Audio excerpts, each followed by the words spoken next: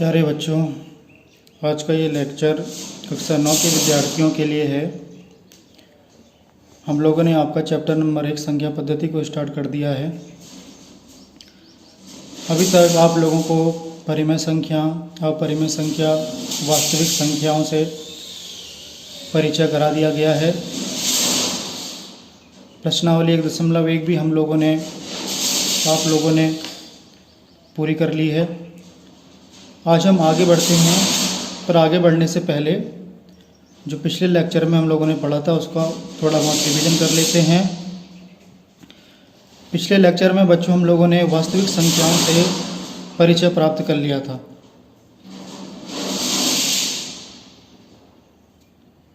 इसके अलावा हम लोगों ने दशमलव प्रसार के बारे में भी अपना कार्य प्रारंभ कर दिया था।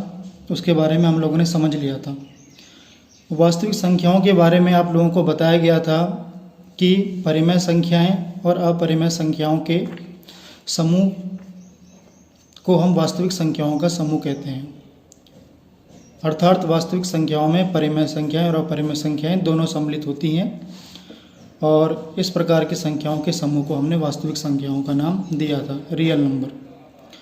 परिमेय संख्याएं आप लोग जानते हैं क्या होती हैं कि वे संख्याएं जिनको हम p/q के रूप में लिख सकते हैं, जहां जो नीचे वाला हर है q नॉट इक्वल टू 0 और p और q क्या है, पूर्णांक संख्याएं हैं। और परिमेय संख्याओं के समूह को हम q से प्रदर्शित करते हैं। अपरिमेय संख्याएं इनका उल्टा विलोम होती हैं, जैसे परिमेय अपरिमेय उल्टा नाम है। तो परिभाषा बिल्कुल विलोम होगी कि वे संख्याएं जिनको हम p/q के रूप में नहीं लिख सकते हैं उनको अपरिमेय संख्याएं हम कहते हैं, जहाँ वही है q not equal to 0, p और q पूर्णांक संख्याएं हैं। इसके अलावा हम लोगों ने इनके दशमलव प्रसार के बारे में भी चर्चा कर ली थी। हम लोगों ने देखा था कि परिमेय संख्याओं के दशमलव प्रसार तो दो प्रकार के होते हैं, शांत दशमलव प्रसार अर्थात अंग्रेजी भाषा में टर्मिनेटिंग, और अशांत आवर्ती नॉन टर्मिनेटिंग बट रिपीटिंग। इसको हम लोगों ने उदाहरण के माध्यम से समझा था कि शांत दशमलव प्रसार किन परिमेय संख्याओं का होता है, जिनको भाग देने पर दशमलव प्रसार का अंत हो जाता है, हमको फाइनल उत्तर मिल जाता है। या ऐसे भी कह सकते हैं कि हमको शेषफल में 0 प्राप्त हो जाता है। जब 0 प्राप्त हो गया तो दशमलव प्रसार का अंत हो गया है, वो आपका फाइनल उत्तर आ जाता था। अशांत आवर्ती में क्या होता था कि कभी भी शेषफल हमें 0 प्राप्त नहीं होता था, वो दशमलव प्रसार बढ़ता जाता था, उसका अंत नहीं होता था, लेकिन उसमें एक पैटर्न देखने को मिलता था, उसमें किसी न किसी अंक की पुनरावृत्ति होती थी। इसलिए हम कहते थे कि वो अशांत आवर्ती दशमलव प्रसार है, अर्थात नॉन टर्मिनेटिंग बट कुछ ना कुछ रिपीट हो रहा है। तो यही बात लिखी गई है कि जिन परिमेय संख्याओं का दशमलव प्रसार शांत होता है अर्थात उनका अंत हो जाता है, उसमें आपको शेषफल 0 मिल जाता है। शेषफल 0 मिलने का ही अर्थ है कि दशमलव प्रसार का अंत हो गया है, और इसमें हमें शेषफल 0 नहीं मिलता है। जो पिछली बार का उदाहरण लिया था पिछले लेक्चर में वही लेते हैं। जैसे कि 5/2 एक परिमेय संख्या है, इसका उत्तर आपको 2.5 मिल गया। कैसे?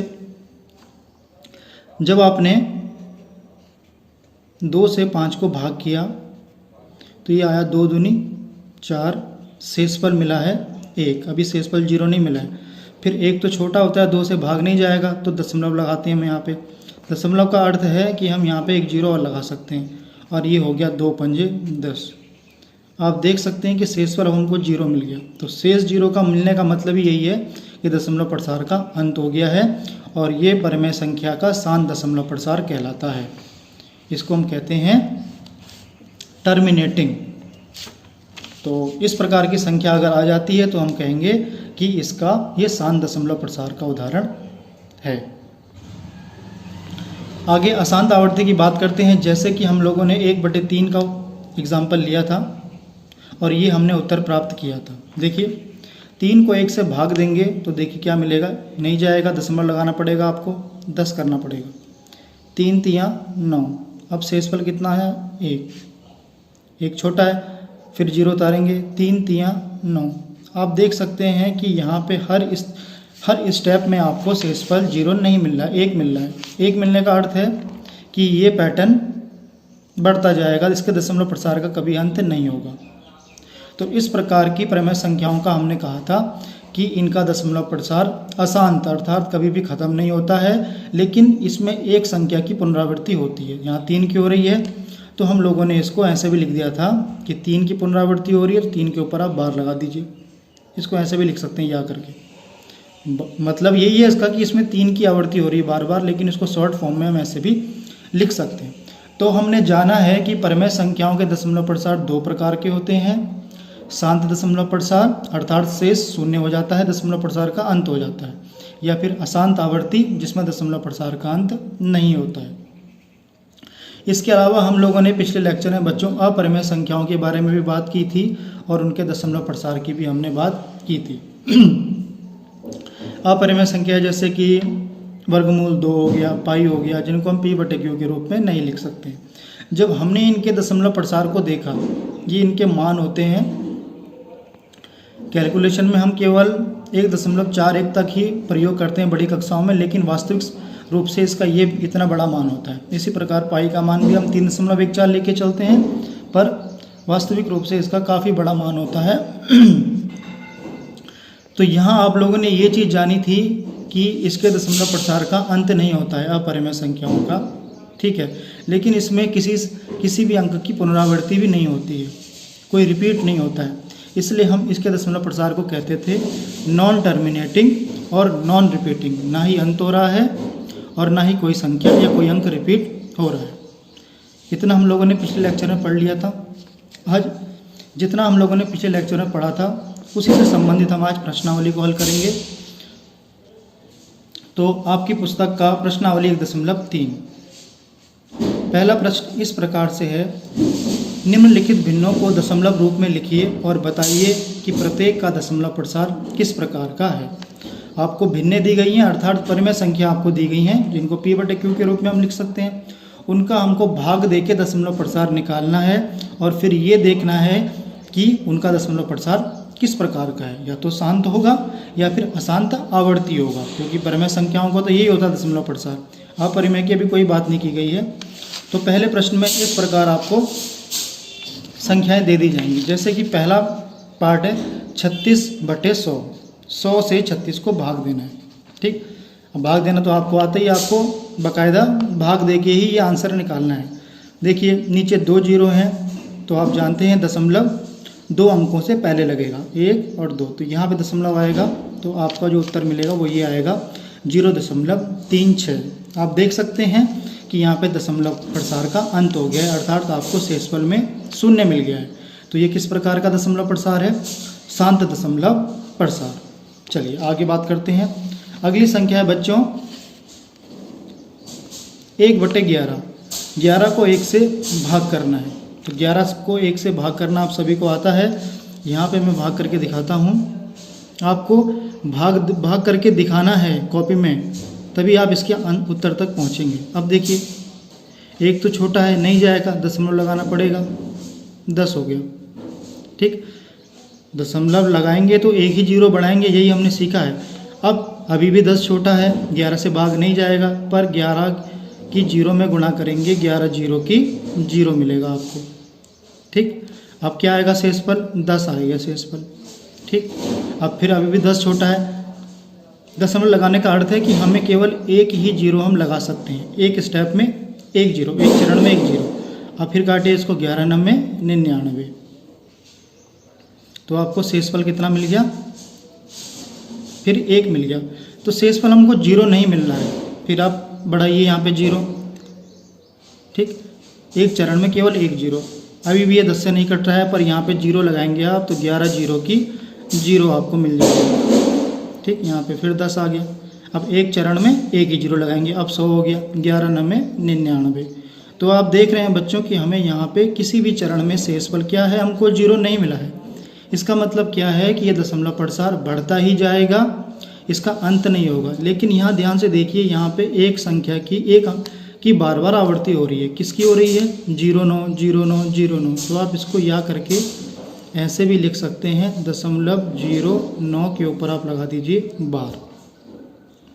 तो इस प्रकार आपको 11/1 का उत्तर मिल गया। और आप जानते हैं कि ये अशांत है, कि इसका दशमलव प्रसार का अंत नहीं हो रहा है, लेकिन इसमें एक संख्या की या एक अंक का एक संख्या की इसमें आवृत्ति की हो रही है। किसकी हो रही है? 0 और 9 अंकों की इसमें आवृत्ति हो रही है, तो इसको हम कहते हैं अशांत आवर्ती दशमलव प्रसार। 0 9 के ऊपर हमने बार लगा दिया। इसी प्रकार पहले प्रश्न में आपके पास कई पार्ट हैं, उनको आपको करना है ऐसे ही भाग देके, और आपको ये देखना है कि उनका दशमलव प्रसार किस रूप का है। तो पहला प्रश्न आपके लिए गृह कार्य है। अब बच्चों पहले ही प्रश्न में क्वेश्चन नंबर 3 है, आपको इस प्रकार मिश्रित भिन्न के रूप में सवाल दिया गया है। पहले इसको आपको सिंपल साधारण भिन्न में बदलना है। तो इसको आप जानते हैं, 8 चक्को 32 और 1 33, 8 की 4 में गुणा हुई और 1 को जोड़ते हैं और नीचे हमारा हर 8 है। इस प्रकार यही जो मिश्रित भिन्न है ये वास्तविक रूप से ऐसे है 33/8। ये आप लोगों ने छोटी कक्षा में पढ़ रखा है। तो मिश्रित भिन्न को साधारण भिन्न में बदला। अब इसको आपको भाग देके देखना है कि ये किस प्रकार का दशमलव प्रसार है। यहाँ पे उत्तर आ रहा है 4.125। आप इसको भाग देके भी देख सकते हैं कि देखिए जब हमने 8 से 33 को हमने भाग किया तो देखिए क्या आता है, 8 चक्को 32, शेषफल कितना आएगा? 1 आएगा। अब 1 तो छोटा होता है 8 से, इसलिए दशमलव लगाया। दशमलव लगाने पर 1 0 बढ़ा, तो फिर ये जाएगा 8 एकम 8। अब शेषफल कितना बचेगा? 2 बच गया। अब फिर यहाँ पे 0 लगाया तो कितना आएगा? 8 एकम 8, 8 दूनी 16। अब शेषफल कितना आया आपके पास? 4 आ गया। फिर 0 बढ़ाया तो 8 पंजे 40, पूरा कट गया है। शेषफल में आपको 0 मिल गया है, दशमलव प्रसार का भी अंत हो गया है। तो हम कहते हैं कि ये शांत दशमलव प्रसार है। तो आपको ये बात समझ में आ गई है, मैं उम्मीद करता हूँ। अब जितने भी प्रश्न बचे हैं पहले पार्ट में वो आपको करके लाने हैं। चलिए आगे बढ़ते हैं। प्रश्न नंबर 2 देखिए ध्यान से। आपको दिया गया है इसमें कि 1/7 का जो मान है वो ये है। जब आप 7 से 1 को भाग करेंगे तो ये आपको भागफल के रूप में मिलेगा, और यहाँ पे इसका अंत हो रहा है। सॉरी, यहाँ पे अंत तो नहीं हो रहा है क्योंकि ऊपर बार लगा गया है, इसकी पुनरावृत्ति हो रही है। मतलब यहाँ तक तो आपको लिखना पड़ेगा और इसके बाद फिर इसी चीज़ की पुनरावृत्ति होगी, इसलिए इसके ऊपर बार लगा दिया गया है। ठीक, आपकी समझ में नहीं आता है तो आपको इस प्रकार हम बताते हैं कि 7 को जब हमने 1 से भाग दिया तो देखते हैं क्या आता है। 1 छोटा है, दशमलव लगेगा तो ये आएगा 7 एकम 7। शेषफल कितना आया बच्चों? 10 में से 7 कम बचेंगे 3। देखिए 0 नहीं मिलेगा आपको। आगे बढ़ाते हैं, फिर यहाँ पे 0 बढ़ाया तो 7 चक्को कितने होते हैं? 28। फिर शेषफल कितना आएगा? 2 आएगा। ठीक है, फिर 0 बढ़ाया तो 7 दूनी 14, 2 बार गया। फिर शेषफल कितना आया हमारा? 6 आया। फिर 0 बढ़ाया तो ये आएगा 7 8 56। फिर शेषफल कितना आया? 4 आया। फिर 0 बढ़ाया, अब ये कटेगा 7 पंजे 35। फिर 40 में से 35 कम करेंगे, कितना आएगा? 5 आएगा। फिर 0 बढ़ाया तो 7 7 कितने होते हैं? 49। तो ये शेषफल कितना आया? 1 आ गया। ठीक है, अब फिर आप क्या करेंगे? 0 बढ़ाएंगे क्योंकि 1 छोटा है, और ये मिल गया आपको 7 एकम 7। फिर शेषफल कितना आया आपका? 3। फिर 0 बढ़ाया, 7 चक्को 28। आप देख रहे हैं कि इस खंड की पुनरावृत्ति होनी शुरू हो जा रही है। देखिए सबसे पहले यहाँ पे हमको शेषफल कितना मिला था? 3 मिला था। फिर यहाँ पे हमको शेषफल 2 मिला था। फिर यहाँ पे हमको शेषफल 6 मिला था। फिर यहाँ पे हमको शेषफल 4 मिला था। फिर यहाँ पे हमको शेषफल 5 मिला था। फिर यहाँ पे हमको शेषफल 1 मिला था, और फिर ये रिपीट होना देखिए शुरू हो गया। 3 शेषफल मिला, फिर 2 शेषफल मिला। देखिए फिर यहाँ से रिपीट होना शुरू हो गया है ना। तो इसका मतलब क्या है कि भागफल में पुनरावृत्ति होनी शुरू हो गई है। 7, फिर यहाँ पे 1 4, और फिर ये आगे बढ़ता जाएगा 2 8 5 7। तो आप देख रहे हैं कि हाँ ऐसे लिख सकते 1 4 2 8, 5, 7 इसी की फिर पुनरावृत्ति होनी शुरू हो जा रही है। तो जिसकी पुनरावृत्ति होती है उसी के ऊपर हम क्या लगा देते हैं, बार लगा देते हैं। ये आपको समझाया गया है। तो आप देख रहे हैं कि इस परिमेय संख्या के दशमलव प्रसार का अंत नहीं हो रहा है, लेकिन यहाँ पे 1, 4, 2, 8, 5, 7 इसकी आवृत्ति होनी शुरू हो जा रही है। तो इसके ऊपर हमने क्या लगा दिया, बार लगा दिया। इस प्रकार पुस्तक में आपको दे रखा है कि 1/7 का मान ये है, तो 2/7, 3/7, 4/7, 5/7, 6/7 के दशमलव प्रसार क्या होंगे, बिना भाग दिए बताओ। यहाँ तो हमने भाग दे दिया, लेकिन बिना भाग दिए आपको बताना है। तो बड़ा आसान है। देखिए, सबसे पहले मैं आपको 2/7 का मान कैसे निकालेंगे, इसका दशमलव प्रसार क्या होगा, ये हम आपको बताएंगे। भाग देने की ज़रूरत नहीं है, आपने 1/7 का मान निकाल दिया, इसी की मदद लेनी है। अब ध्यान से देखिए, इसको आप लिख सकते हैं 2 गुणा 1/7 लिख सकते हैं आप, कोई फ़र्क नहीं पड़ा है। और 1/7 का मान तो आपको पता है, आपने भाग दे के निकाला है। क्या निकाला है, ये निकाला है 1, 4, 2, 8, 5, 7 और इसके ऊपर क्या लगा देना है, बार। अब केवल 2 की इसमें गुणा करनी है, और गुणा करना तो आप जानते हैं कैसे करेंगे। 2 सत्ते कितने होते हैं, 14, यहाँ से लगा 1, 2 पंजे 10 और 1 11, 2 अठे 16 और 1 17, 2 दूनी 4 और 1 5, 2 चको 8, 2 एकम 2। इस प्रकार यहाँ पे बार लगा दी, क्योंकि बार के ऊपर तो बार लगाना ही पड़ेगा। तो इस प्रकार आपको 2/7 का मान क्या मिल गया, ये मिल गया। ऐसे ही आपको निकालना है। अगला है बच्चों 3/7, इसको भी आप क्या लिख सकते हैं, 3 गुणा 1/7। चलिए, 1/7 का मान तो आपने निकाल रखा है। 1, 4, 2, 8, 5, 7 के ऊपर क्या लगाया, बार लगाया।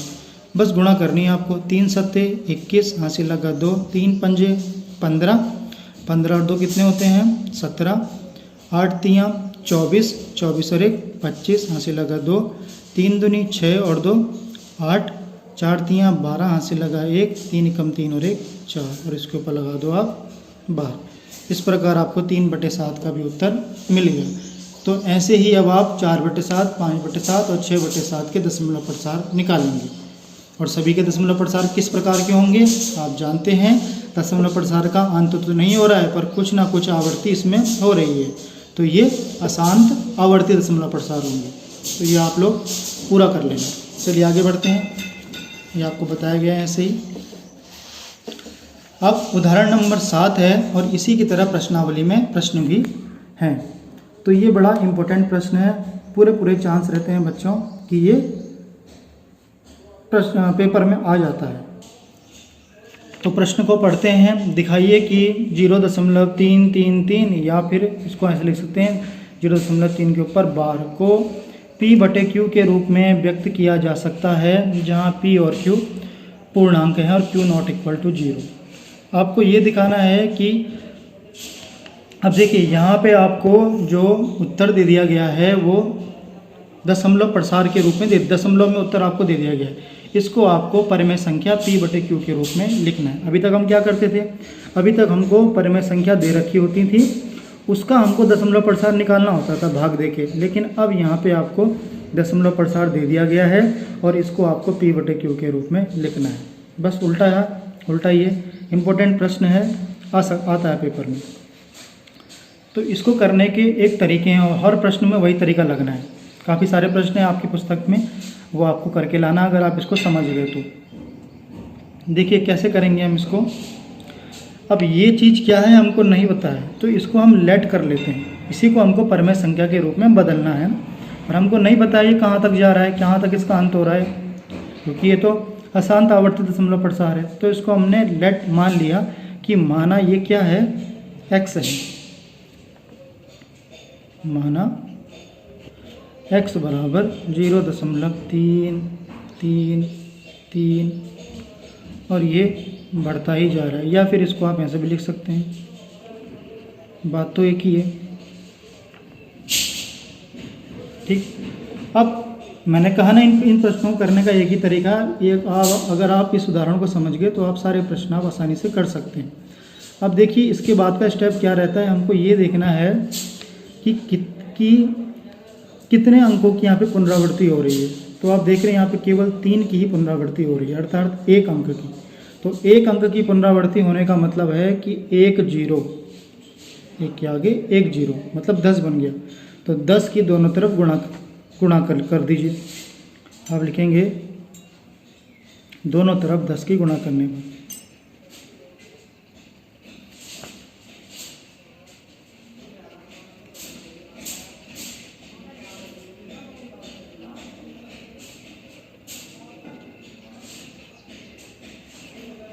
दस की गुणा क्यों करी? क्योंकि यहाँ पे केवल 1 ही अंक की पुनरावृत्ति हो रही है। 2 अंक की पुनरावृत्ति होती तो 2 जीरो लगाते, फिर 100 की गुणा करनी पड़ती।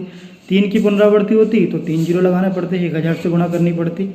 इसलिए हमने यहाँ पे 10 से गुणा करी। चलिए 10 से गुणा करते हैं। तो 10 से गुणा करेंगे तो इधर तो हो जाएगा 10 गुणा x, और इधर हो जाएगा ये 10 गुणा 0.33333, और ये बढ़ता जाएगा।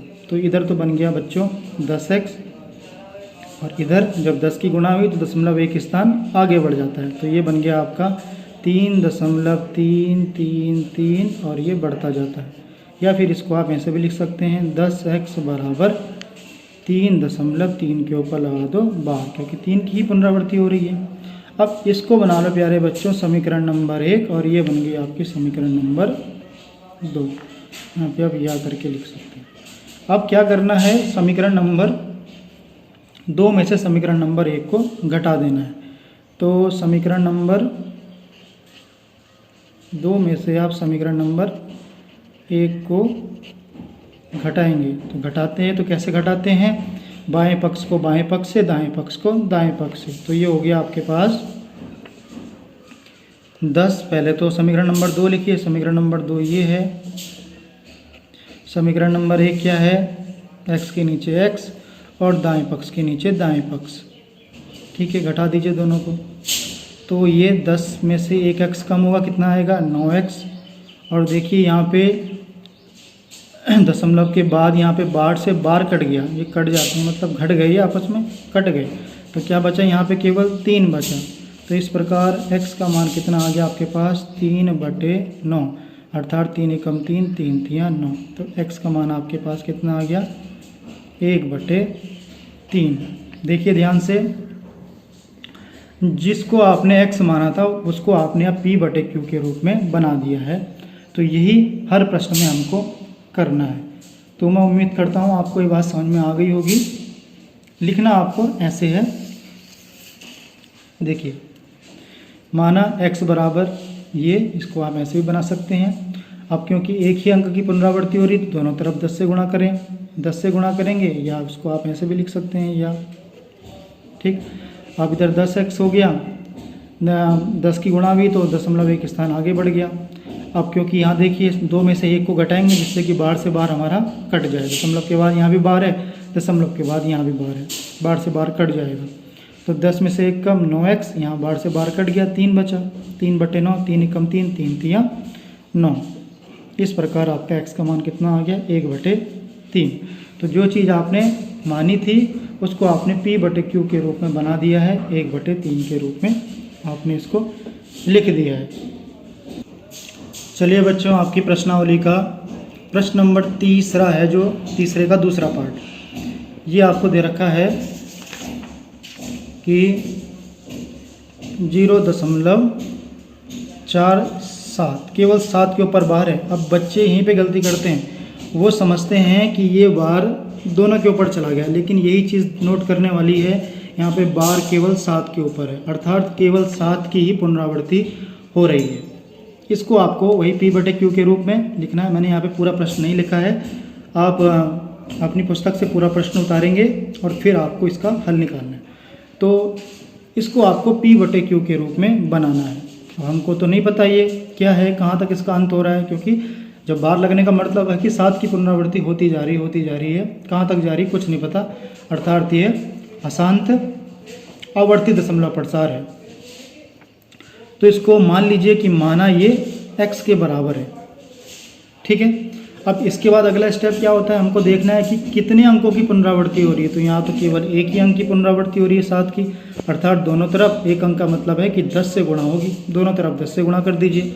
तो ये हो गया बच्चों, या फिर इसको आप ऐसे भी लिख सकते हैं ना, x बराबर 0.7777 और ये चल रहा है, दोनों तरफ 10 से गुणा कीजिए तो ये हो गया 10x, और जब इधर 10 से गुणा होगी 0.1 स्थान आगे बढ़ जाएगा तो ये होगा 4.7777 और ये बढ़ता जा रहा है। इसको आप समीकरण नंबर 1 बना दीजिए।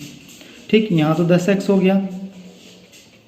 अब देखिए बच्चों, समीकरण नंबर 1 में दशमलव के बाद हैं 2 अंक है, तो पता नहीं कितने अंक, 7 की तो पुनरावृत्ति हो रही है, लेकिन यहाँ पे हम देख रहे हैं कि यहाँ पे 2 अंक हैं।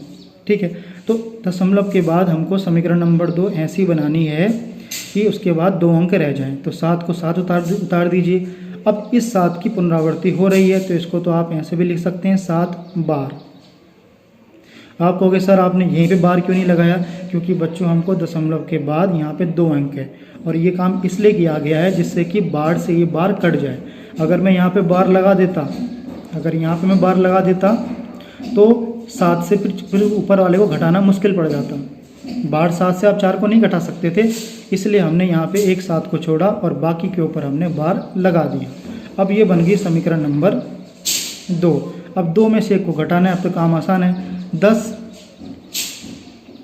2 में से 1 को आपको घटाना है, समीकरण नंबर 2 में से आपको 1 को घटाना है। तो 10x बराबर 4.7 के ऊपर बार, और समीकरण नंबर 1 क्या है आपकी, ये x बराबर ये है आपके पास 0.47 के ऊपर बार। अब देखिए, अब आपको पता लगेगा कि यहाँ पे हमने 7 को क्यों छोड़ा। अब घटाना आसान हो गया, ये 9x हो गया। अब 4 में से 0 तो ये 4 ही आएगा दशमलव। अब 7 में से 4 कम बचेगा हमारा 3। अब ये बार से बार कट गया, इसलिए हमने ये काम किया था। 7 में से 4 कम 3 बचा और यहाँ पे केवल 4 बचा है। ठीक है, तो अब देखिए x का मान कितना आ गया, x का मान आ गया 4.3 और भाग 9। ये गुणा में था, इधर जाके भाग में चला गया, तो दशमलव हटा दीजिए। दशमलव हटाएंगे तो यहाँ पे क्या हो जाएगा, 90 हो जाएगा। तो x बराबर कितना आ गया, 43/90, 43/90। तो इस प्रकार आपने देखा, जिसको आपने x माना था वो वास्तविक रूप से इस रूप में p/q के रूप में 43/90। यही काम इसमें किया गया है, देखिए। और यहाँ पे 43/90 हमने प्राप्त कर लिया है। तो ये बात आपकी समझ में आ गई है। अगला प्रश्न देखते हैं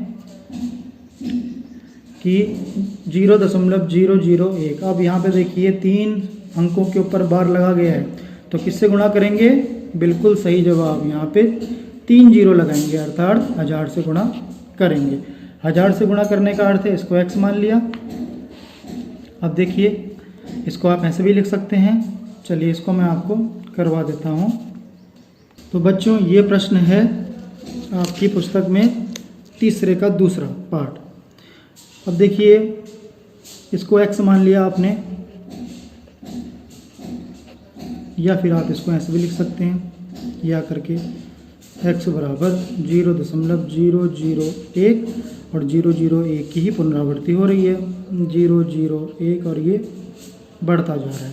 ठीक, अब आपने देख लिया है, तरीका वही है कि यहाँ पे 3 अंकों की पुनरावृत्ति हो रही है, 0.001, तो अर्थात इससे 3 0, 1000 से गुणा करेंगे, दोनों तरफ 1000 से गुणा करने पर, तो ये हो गया बच्चों 1000 गुणा x, और जब इधर 1000 से गुणा करेंगे तो दशमलव, क्योंकि 3 0 हैं तो 3 स्थान आगे बढ़ेगा, 1 2 3, तो ये बन जाएगा 0.001 और 0.001। या फिर आप इसको ऐसे भी लिख सकते हैं कि इधर तो बन गया आपका 1000x और इधर बन गया आपका 0.001 के ऊपर आप बार लगा दो। ये बन गया समीकरण नंबर 2 और ये बन गया आपका समीकरण नंबर 1। ठीक, अब 2 में से 1 को घटाना है, अब तो आसान काम है। तो देखिए, पहले समीकरण नंबर 2 लिखिए, 0.001 के ऊपर बार, और 2 समीकरण नंबर 1 उतारिए, ये हो गया। अब देखिए, दशमलव तो यहाँ पे है, तो दशमलव के बाद ये पूरा बार है, जिससे कि बार से बार कट जाए। तो इसके आगे आप 0 लगा सकते हैं, कोई फ़र्क नहीं पड़ता है। अब घटा दीजिए, 1000 में से एक x कम होगा, कितना आएगा 999x। अब देखिए यहाँ तो बार से पूरा बार कट गया, ठीक है, दशमलव के बाद वाला सब कुछ ख़त्म हो गया है, तो दशमलव के बाद हमें कुछ नहीं लिखना है। अब देखिए यहाँ 1 में से 0 कम, यहाँ तो केवल 1 ही बचेगा, इधर तो 0 बन गया। तो इस प्रकार x का मान क्या आ गया 1/999, और यही आपका क्या होगा उत्तर, क्योंकि आपको दिए गए दशमलव प्रसार को आपको p/q के रूप में लिखना था। तो इस प्रकार इन सवालों को करने का तरीका है। देखिए ये आपका उत्तर आ गया 1/999, p/q के रूप में आपने इसको बना दिया। अब आपका काम ये है बच्चों कि आपको प्रश्नावली 1.3 के प्रश्न नंबर 3 तक आपको काम करना है। उसकी मैं आपको फ़ोटो भेज दूंगा। इसके अलावा आपको उदाहरण नंबर 7, 8 और 9 इन तीनों को भी स्वयं करने का प्रयास करना है। उदाहरण नंबर 7, 8, 9 किताब में मैं केवल प्रश्न भेजूंगा, आप उन प्रश्नों को देखेंगे और उसका उत्तर स्वयं निकालने का प्रयास करेंगे इसी तरीके से। इसके अलावा बच्चों आपकी पुस्तक में प्रश्न नंबर 5 है। 4 को नहीं करेंगे, 5 को करेंगे। 4 भी हो जाए तो अच्छी बात है, प्रयास कर लेंगे, नहीं तो 5 तो करना है। आपको संख्या दे रखी है परिमेय संख्या 1/17, और आपसे बोला गया है कि इसके दशमलव प्रसार मतलब दशमलव में इसका मान निकालिए। अर्थात आपको क्या करना है 17 को 1 से भाग करना है, ठीक। आपको दशमलव प्रसार निकालना है और आपको ये चेक करना है कि इसका दशमलव प्रसार किस प्रकार का है, शांत है या अशांत आवर्ती है, ठीक। जाहिर सी बात है अशांत आवर्ती ही होगा। अब अशांत आवर्ती तो आपको पता लग जाएगा। आपको ये देखना है कि कितने अंकों के बाद पुनरावृत्ति प्राप्त हो रही है, कितने अंकों की पुनरावृत्ति प्राप्त हो रही है। आपको भागफल में काफ़ी लंबा चौड़ा आपको उत्तर मिलेगा। आपको ये चेक करना है कि कितने अंकों के बाद, वो अंक गिन के बताने हैं कि 5 अंकों के बाद पुनरावृत्ति प्राप्त हो रही है, रिपीट होना शुरू हो रहा है, या 6 अंकों के बाद रिपीट होना शुरू हो रहा है। ये आपको स्वयं जांच करनी है। भाग देते रहेंगे, आपको भाग देना आपको आता ही है। देखिए जैसे कि 17 एक छोटा है, दशमलव लगाएंगे, 0 बढ़ाएंगे, अभी भी छोटा है तो 17 0 की